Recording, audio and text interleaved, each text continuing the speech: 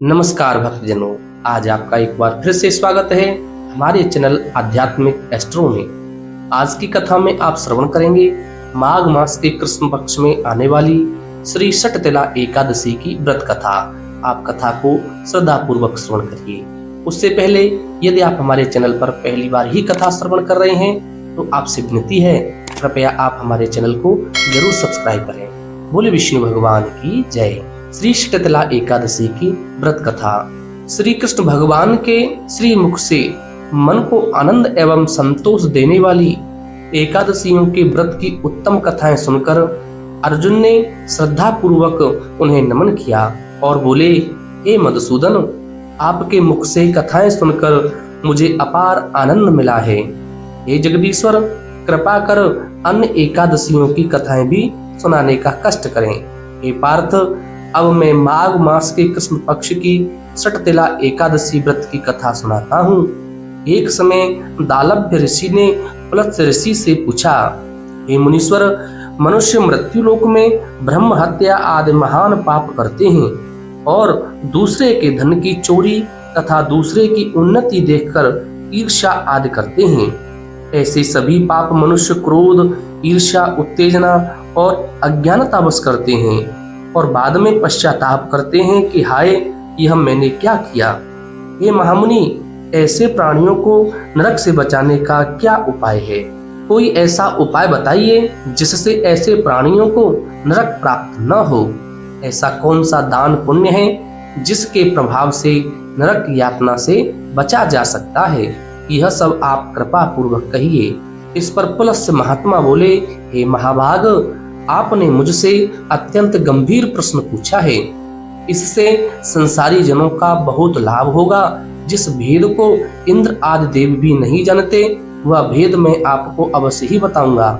माघ मास आने पर मनुष्य को स्नान आदि से शुद्ध रहना चाहिए और इंद्रियों को वश में करके तथा काम, क्रोध, लोभ, मोह, ईर्ष्या तथा अहंकार आदि से सर्वथा बचना चाहिए।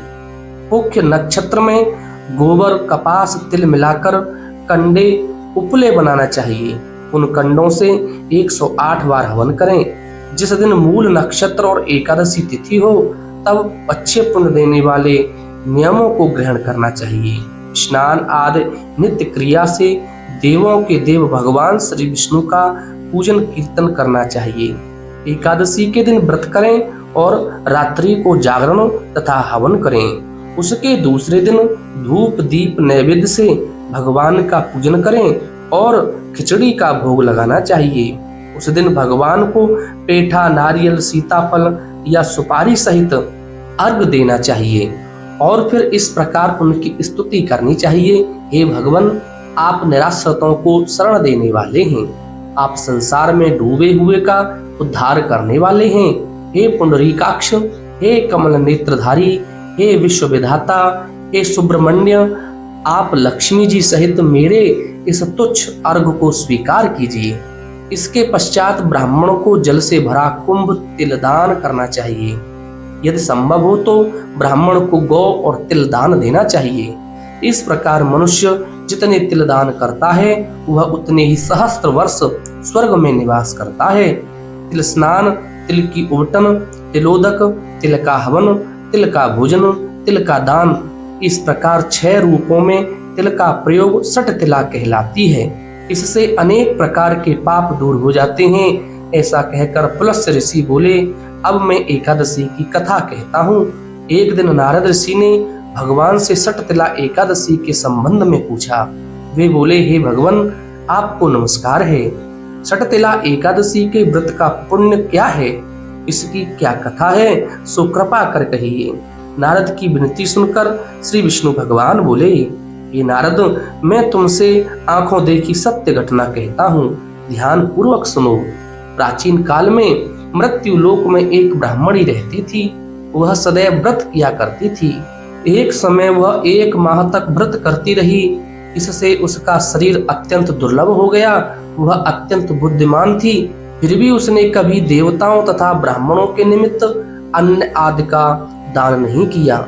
मैंने सोचा कि इस ब्राह्मणी ने व्रत आदि से अपना शरीर तो शुद्ध कर लिया है और इसको विष्णुलोक भी प्राप्त हो जाएगा, परंतु उसने कभी अन्न दान नहीं किया है। अन्न के बिना प्राणी की तृप्ति होना कठिन है। ऐसा सोचकर मैं मृत्यु लोक में गया और उस ब्राह्मणी से अन्न की भिक्षा मांगी। वह ब्राह्मणी बोली, हे महाराज, आप यहाँ किस लिए आए हैं? मैंने कहा, मुझे भिक्षा चाहिए। इस पर उसने मुझे एक मिट्टी का पिंड दे दिया।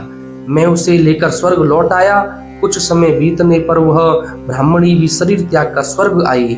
मिट्टी के पिंड के प्रभाव से उसे उस जगह एक आम वृक्ष सहित ग्रह मिला, परंतु उसने ग्रह को अन्य वस्तुओं से शून्य पाया। वह घबराई हुई मेरे पास आई और बोली, हे भगवान, मैंने अनेकों व्रत आदि से आपकी पूजा की है, परंतु फिर भी मेरा घर वस्तुओं से रहित है। इसका क्या कारण है? मैंने कहा, तुम अपने घर को जाओ और जब देव स्त्रियां तुम्हें देखने आए तब तुम उनसे सटतेला एकादशी का महात्म और विधि पूछना। जब तक वह तुम्हें न बताएं तब तक द्वार न खोलना।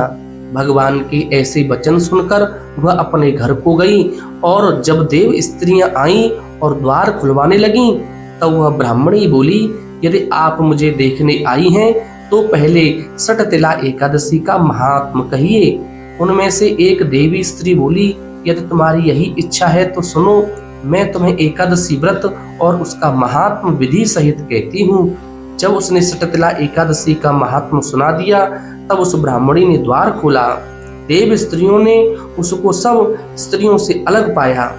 उस ब्राह्मणी ने भी देव स्त्रियों से कहे अनुसार सटतेला का व्रत किया और उसके प्रभाव से उसका घर धन धान्य से भरपूर हो गया। अतः हे अर्जुन, मनुष्य को मूर्खता त्याग कर सटतेला एकादशी का व्रत करना चाहिए। इससे मनुष्यों को जन्म जन्म की आरोग्यता प्राप्त हो जाती है। इस व्रत से मनुष्य के समस्त पाप नष्ट हो जाते हैं। बोलिए विष्णु भगवान की जय। अब आप कथा का सार श्रवण करिए। इस व्रत से जहाँ हमें शारीरिक शुद्धि और आरोग्यता प्राप्त होती है, वहीं अन्न तिल आदि दान करने से धन धान्य में वृद्धि होती है। इससे यह भी ज्ञात होता है कि प्राणी जो और जैसा दान करता है, शरीर त्यागने के बाद उसे वैसा ही फल प्राप्त होता है। अतः धार्मिक कृत्यों के साथ साथ हमें दान आदि अवश्य करना चाहिए। शास्त्रों में वर्णन है कि बिना दान आदि के कोई भी धार्मिक कार्य संपन्न नहीं किया जाता है। बोली श्री सटतेला एकादशी की जय। ऐसी ही सुंदर कथाएं श्रवण करने के लिए कृपया आप हमारे चैनल आध्यात्मिक एस्ट्रो को अवश्य सब्सक्राइब करें।